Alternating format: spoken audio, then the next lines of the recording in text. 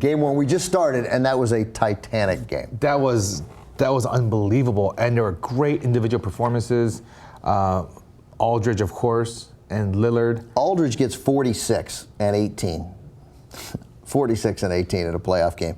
He hit 2 3-pointers, one of which was just crazy on a possession. The Rockets played great D, and it just heaved it overtime. And at a critical point, because the Rockets had scored the first 6 points of overtime, and then that cut it to 3, and then the Blazers got a stop, and then Batum on a pass from Aldridge, I think it was from Aldridge, got a 3, and all of a sudden we're at 112.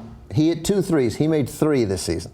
He hit 2 in this playoff game. He had 46 and 18. Lillard had 30. The last time teammates had 45 and 30. Hold on, let me guess. In an NBA playoff game. Scottie Pippen, Michael Jordan? Scottie Pippen, Michael Jordan. So it was a significant accomplishment. And just an intense game with, with both. I loved it because the hack-a-shack philosophy worked and didn't work simultaneously.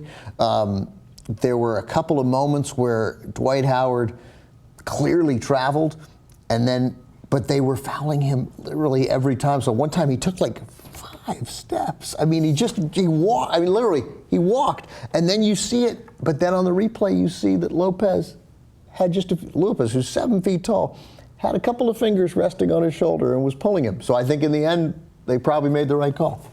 Actually, on that play, I thought Lillard got him from behind and kind of clipped his leg, and he kind of stumbled. So that's, to me, I didn't even see that. But Lopez also had pulled him toward him a little bit. Yeah. The thing about the NBA is that they're actually fairly consistent on the travel. They don't call the travel if you take 4, maybe even 5 steps sometimes. If it leads to a dunk. But he was not going to a basket. He was just wandering. Yeah. But they're actually incredibly quick to blow the whistle if you pick up your pivot foot before you start dribbling. Yeah, totally. Right? Yeah. So that's a little odd. But I want to talk about the Rockets. I mean, they really blew a golden opportunity. They were up 11 with 4 minutes to play and up 6 in overtime. Yeah, and that's a lack of concentration, lack of defensive intensity. And I actually blame James Harden more than anyone else. 8 for 28, James Harden. That's awful. And the shot selection and the leadership that he displayed down the stretch was horrendous.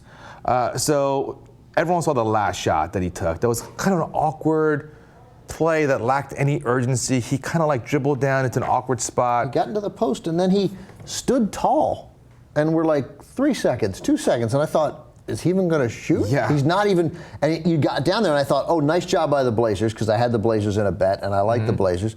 And I thought, oh, great, they've played good D, but he's going to have to dish this. I hope we don't get burned by Chandler Parsons on an open 3. Right. But he was just like, 3, 2, well, I guess I'll just turn around and heave it. It almost went in, but it was a terrible shot. That's a very, very difficult shot.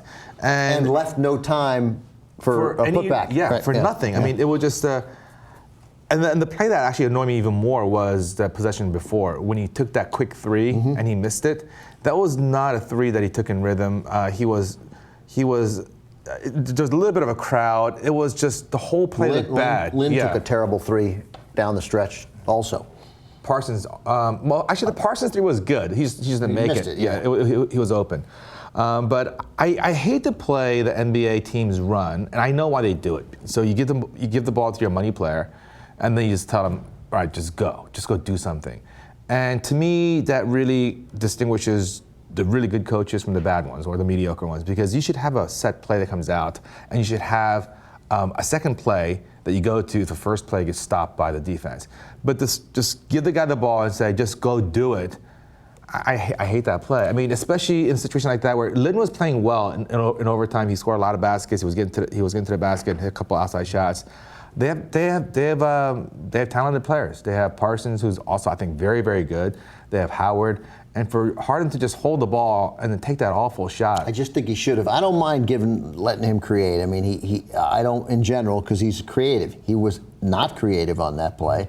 And then it's okay to create, but at least, give him a screen or something to work with. Yeah, and something. And he needs to get that shot off with a chance for, I think, some sort of tip. And if Portland gets the ball with 1 second left and calls timeout, so be it. But it was clearly not a good shot. He didn't shoot well. He was 8 of 28. I think, to correct myself, I think Howard had already fouled out. Howard had fouled out at that point, but it's not like other guys can't tip the ball. So I want to say one thing about Lillard, because although it was Aldridge's game and he was the star, Lillard was so great. And there was this Patrick Beverley, who's this intense defensive player and a good defensive player, and took a great offensive foul at midcourt on Aldridge to foul him out of the game. Was the right call. Yeah. It was a pick that he did not get set, that Aldridge didn't get set at all.